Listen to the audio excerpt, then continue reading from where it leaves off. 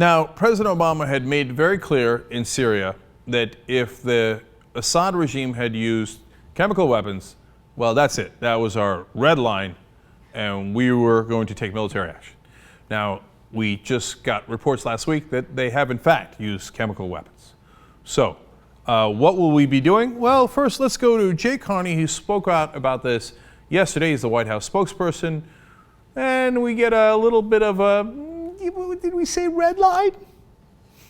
We have some physiological tests that are part of that collection of evidence.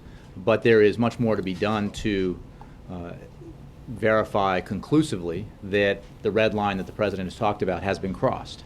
Jay, just tell me, on Syria, where exactly is that red line? The president has made clear, as he did again Friday, that the use of chemical weapons or the transfer of chemical weapons to terrorist groups would cross a red line. What we have made clear, and we can go over it again, is that we have established with varying degrees of confidence that there have been incidents of chemical weapons use, sarin in particular, in a limited fashion in Syria. This is a very serious matter. The president made clear this was a very serious matter, and it is because that it is so serious that it is essential to establish a broader process of verification that will allow us then to assess whether that red line has been crossed and what the policy response will be. That was a lot of words there. And whenever they're in trouble, they go with, we are very serious. You know, when they said, wait, you seem to have a kill list where you kill people, you don't even know who they are, and you kill them sometimes in signature strikes. But the president is a very serious person, and he takes these decisions very seriously. And Syria is a very serious issue, which we are taking very seriously. I know, but you said if you use chemical weapons, you were going to take action. Well, we have varying degrees of confidence on whether they use chemical weapons, but I didn't say they use it. You said they used it, right? So perhaps you should have thought this out a little bit better. Now, look, I know a lot of Americans don't want to go to Syria, and I certainly don't want anywhere near ground troops in Syria. That's for damn sure. But then maybe you shouldn't have said it was a red line. Well, it's okay, because President Obama at a press conference today, they asked him about it, and I'm sure that he's going to be much stronger in standing up for the principles he laid down earlier. By game changer, I mean that we would have to rethink the range of options that are available to us. Obviously, there are options that are available to me that are on the shelf right now that we have not deployed, and that's a spectrum of options. As early as last year, I asked the Pentagon, our military, our intelligence officials to prepare for me what options might be available, and I won't go into the details of what those options might be. What did he say options 8 or 9 times in that 30 seconds? Right? Options, I mean, we're talking about options? I got options. I got stock options. I'm going to a buffet later.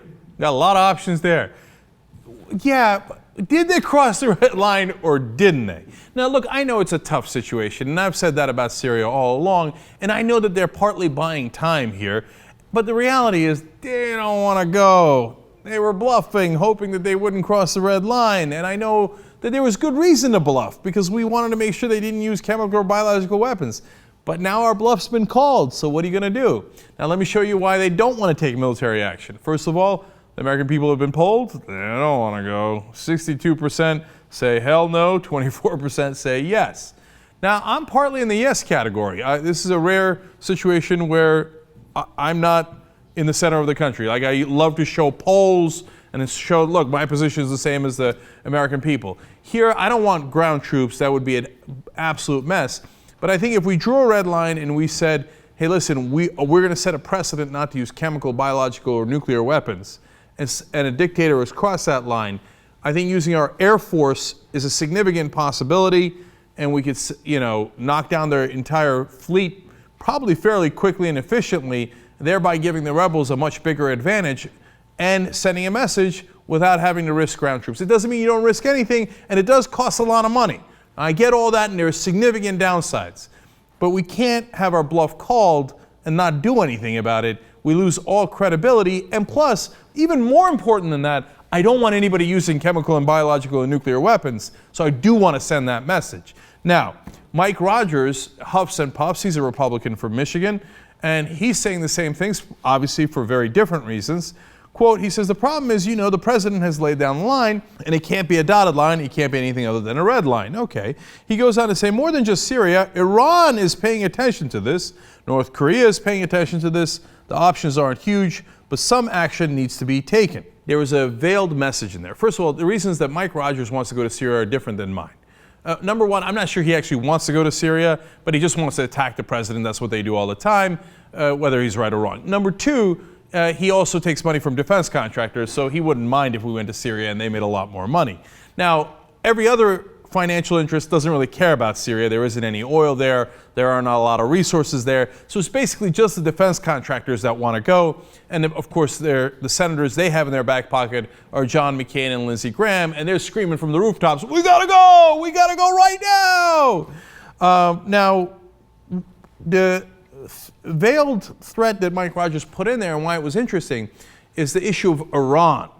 Saying, hey, wait a minute now. We don't really care that much about going to war with Syria, but we definitely want to go to war with Iran. So if you have a red line in Syria and you're not doing anything about it, then I'm worried you might not do anything about Iran if they cross their red line, right? And we gotta go to war with Iran. And in fact, President Obama has drawn a red line with Iran as well. He said, quote, I've stated repeatedly, publicly, that red line, and that is we're not going to accept Iran having a nuclear weapon. So everybody's in a panic. Wait a minute now. Does this mean don't mean our threats against Iran? All the neocons want that. So here's where the story gets super interesting. Israel puts out a statement saying, it's okay, let this red line slide. So The Hill characterizes it this way. The red line President Obama has set for Syria doesn't diminish the credibility of administration's similar warnings against Iran, a top Israeli official said, taking pressure off Obama to respond forcefully to reports Bashar Assad may have used chemical weapons. So if you're in that 62% that don't want us to go to Syria, rest easy. We're not going. Israel just said, don't go. So we won't be going. Now, why is Israel saying that? Look, deterrence value, red lines, etc., they care about that, but they care about it only in the context of Iran. They want to attack Iran. They don't want to attack Syria. Why? Bashar Assad is the devil they know. And they don't know who might replace him. It might be militant Muslims. It might be Muslims who agitate against Israel, which is their neighbor and who they've had wars with. Bashar Assad wasn't agitating for anything. Bashar Assad knew how to play ball with the West and with Israel and never bothered them at all. So they're like, well, we know that dictator. We had to deal with that dictator. Yeah, leave him alone. Let's go to Iran instead. Oh, by the way, 60,000 civilians killed in this bloody war, and now they're using chemical weapons? Yeah, all that stuff we were talking about, weapons of mass destruction, we didn't mean that. We meant Iraq is a danger for other reasons. It's dangerous how much oil they have in their ground that we haven't given to our companies yet. So Iraq was targeted, Iran was targeted, Syria, it looks like, will not be targeted no matter how many red lines they cross. One last thing about that, think about it. We invaded Iraq because we said, not because they used weapons of mass destruction, because they had weapons of mass destruction, which it turns out they didn't even have weapons of mass destruction. Now, even though Syria has them and is using them, we will not be going. How do you like that for American hypocrisy?